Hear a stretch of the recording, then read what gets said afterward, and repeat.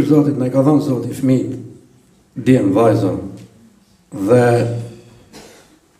gjëja më e mirë që mund t'i japim për momentin është edukata e mirë. Edukata e mirë do të thotë që ai mos sjell si rob. Pra mos sjell si rob do të thotë kur baba ose nona të porosit diçka, ti mos bërtasësh se kafshë vërtet. Po me zot but, urdhna si urdhna. Vetë me shprehi, këto do të jenë për djalin dhe për vajzën. Urdhra si urdhra.